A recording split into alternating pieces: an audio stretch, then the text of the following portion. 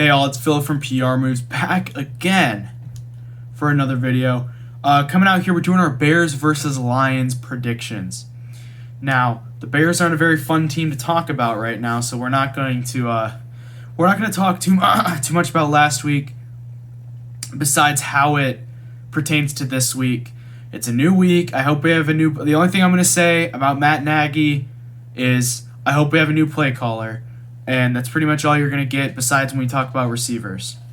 So, here we go. This is the Bears versus Lions predictions, and let's jump right into the first slide, which is the Bears front seven. I think it's a top 5 front seven in the league. Robert Quinn has been incredible. I didn't put Khalil Mack on here. He's currently... Again, I'm making this on, if you didn't see my weekly predictions, this is being made on Wednesday. So the first injury report just came out. It doesn't look like Khalil Mack at this point is going to play. If he does, because he's a Warrior, that's good. But I did not list him on here. I put Jeremiah Tashu instead. But Akeem Hicks has been well. Chris Tonga has been a good run stopper. Mario Edwards was great as a defensive tackle. Came in and got a sack last week. Bilal Nichols has a sack and a half this season. Quinn has 4 sacks. Atashu isn't like... He's not Khalil Mack, of course, but I don't even think he's half of Khalil Mack, but he's not terrible coming off the edge. He's better than some of the other starting edge rushers in the league. Frank Clark. But then middle linebacker, you got Roquan and Ogletree, and Roquan's just been a world beater again this year. Ogletree, I think, has played better than Trevathan probably could, even though it's rumored Trevathan's going to be back by week 8. But I think Ogletree probably continues to start besides on certain packages. But then this Lions offensive line isn't terrible. Penei Sewell has been one of the highest graded offensive linemen in the league through PFF through the first few weeks. Really impressive stuff, especially considering how bad of a preseason he had. Jonah Jackson has been a lot better than Lions fans expected. Same with Hala Polai Vaitai.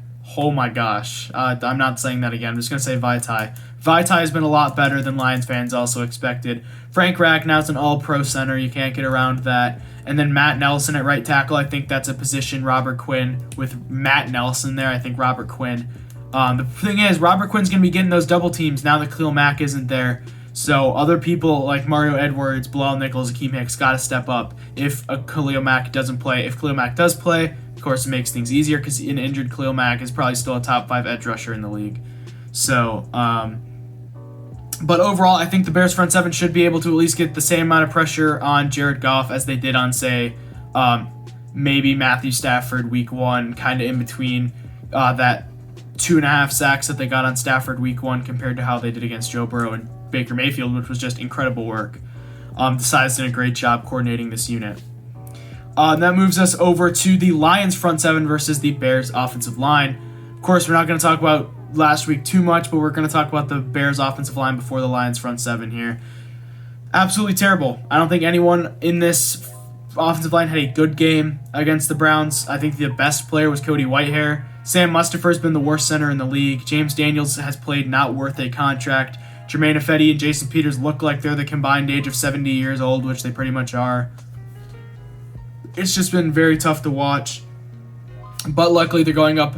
Here's the thing, they're not going up against a super talented front seven, but it's a very, very well-coached front seven from Dan Campbell. Here, Michael Brockers, former Bear Nick Williams. Brockers always gave us trouble when he was on the Rams. Aleem McNeil has had a really nice start to his rookie season. Trey Flowers and Romeo Akwara are coming off that edge. They're both very solid edge rushers. They, of course, troubled Trubisky last year, and I would say this offensive line is just as bad as the offensive line we had in that game. And then their middle linebackers, though, aren't very solid. They just got rid of Jamie Collins after trying to trade him. Alex Anzalone, Derek Barnes, is that his name? Derek Barnes? I literally have no idea who he is. I never heard of him before doing this video. They're not very solid at middle linebacker. Their defensive tackle isn't that good, but their edge rushers and their, especially Brockers, Williams, Flowers, and Akwara are all very good. You can't sit there and say that they're bad. So right now it's tough to say that this Bears offensive line is going to struggle because it struggled every single game. But at least in the Bengals game, the tackles were good, and it was the interior that was getting beat, and the tackles kept Andy Dalton and Justin Fields upright a lot of the time. In the Browns and Rams game, it felt like every other play there was a defender that was getting absolutely past every offensive lineman. So you just got to hope that it's just a much better performance out of whoever is starting. And if it was my opinion, I would say Larry Borum starts at left tackle instead of Jason Peters. But, hey, I can't make the decisions, and I think that's going to be the exact offensive line we trot out there with on Sunday. And we move over to I think this is where things get kind of interesting, and that's this very hodgepodge Lions receiving core. Quintez Cephas has been pretty good so far this season. Not going to sit there and say that. He's been better than any of our receivers have been. Amon-Ra St. Brown, kind of the same thing. Very impressed with how he's playing so far this season. Brother of Equiminius St. Brown for those Packers fans watching. Khalif Raymond's been solid out of the slot. I'm not worried about them, though. I'm worried about this trio of DeAndre Swift, Jamal Williams, and TJ Hawkinson. Hawkinson's been arguably the third best tight end so far this season.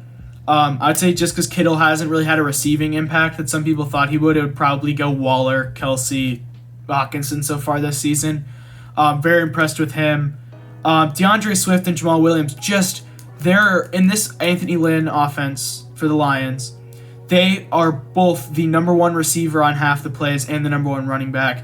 I think in terms of total yards, they're both top 15 or something that crazy, or they were going into last week. They both play such a big role in this offense that I really wouldn't be surprised if they both have really big games, which you'll see in my final predictions. I do think they both have pretty big games, especially since Kareem Hunt had a big game last week, and I think they both are similar to how they would play Kareem Hunt. But yeah, our secondary is going to probably be the exact same. I don't think Deshaun Gibson comes back, but Deion Bush did play really well last week. Eddie Jackson is at what we expect from Eddie Jackson. He's pretty good for most of the game, but then he lets up one or two bad plays that gets him crapped on. Duke Shelley, Kindle Vildor, Jalen Johnson, third week in a row. This is what we're used to. Johnson's been one of the best corners in the league so far this season. Vildor actually played pretty well against the Browns. And Duke Shelley, I think Duke Shelley actually played pretty well, especially in run coverage. I know he got one really big tackle on Nick Chubb. So I don't think this secondary is just going to bow down to this Lions receiving core like some people think it will, unless they're trying to get Nagy fired. But it could be a very interesting game if our secondary is able to play as well as it has been this season. Outside of the Rams game, of course. It was pretty terrible in the Rams game. And then we got the Bears receivers. Probably this Bears receiving core has probably been the most disappointing part of this team for me. Like, I knew the offensive line was going to be bad. I knew the secondary was going to be not as good as it was last year. I knew the quarterback was going to be a question mark. I didn't expect our receivers to be the worst unit in the league so far this season. Our receivers have gotten the least amount of separation out of any receiving unit in the league, and that includes this Lions receiving core we just went over. Allen Robinson only has 88 yards through 3 weeks. It's embarrassing. But I expect a big game from Robinson this week. If he doesn't have a big game, then you might as well trade him at the trade deadline, and for all I care. Darnell Mooney has been the best wide receiver so far this season. Marquise Goodwin has also been pretty solid, but nobody gains separation. And here I'll say that if Bill Lazor is calling plays, like a lot of people think that they secretly appointed Bill Lazor as play caller, if Lazor is calling plays, I am much more confident in this Bears receiving core. If they're keeping it with Nagy, then I'm actually kind of terrified that we're actually going to get... But here's the thing. Look at this Lions secondary. Amani Oruwariye is the only one on there that I am remotely even worried about. Bobby Price, Jerry Jacobs.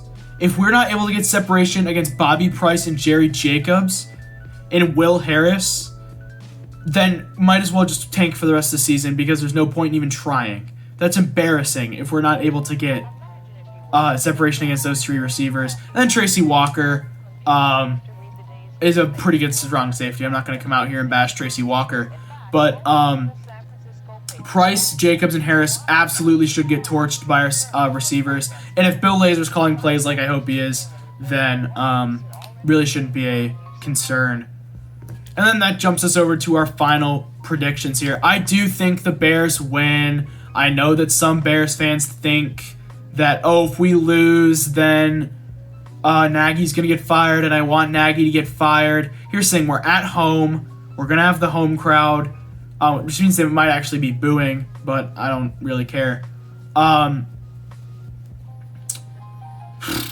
going to have the home crowd. The Lions have been notoriously bad on defense this year. If our offense can at least put up like 350 yards and like 20 points, there's something really wrong. I know that this would be our second 20-17 victory of the year, and I know it's really unlikely to happen. But I feel like that's the type of game we're going to get. I think Goff has a pretty solid game. I do think Jalen Johnson picks him off once. Both Williams and Swift have really big games in terms of total yardage. Williams gets into the end zone off a pass from Goff. Hawkinson always scores at least one touchdown against us per game, so I have Hawkinson getting a touchdown. Flowers and Okwara, I each have getting a sack and a half. They share that one sack and then each grab one of their own. And then you look at the Bears. I don't know who's starting at quarterback. I don't care if it's Foles. I have whoever starting at quarterback getting 210 yards, one touchdown. I have Montgomery getting 80 yards and a rushing touchdown. I have Robinson grabbing 60 yards and a touchdown. Kmet grabbing 50 yards because I think if Bill Lazor's play calling, he'll have a pretty good week. And that's pretty much it. Jalen Johnson grabs his interception, and I think the Bears win 20-17. So yeah, Bears go on. They grab their second win of the season, and they move to 2-2, and that's my prediction for this week. Even if some Bears fans want us to lose, I don't think that's ever fair to go out and root against your team. That's pretty lame. I do want the Bears to win just because I don't want the season to be over after 4 weeks. But it sucks, but we'll push through it. Thank you guys so much for watching. I appreciate all of you. I'm going to catch you guys all later, which is probably not Sunday, which you guys are seeing this Saturday. It's probably not Sunday, because of the fact I'm on vacation. It's why I'm recording this on a Wednesday. So I'll see you guys all next time. Peace out.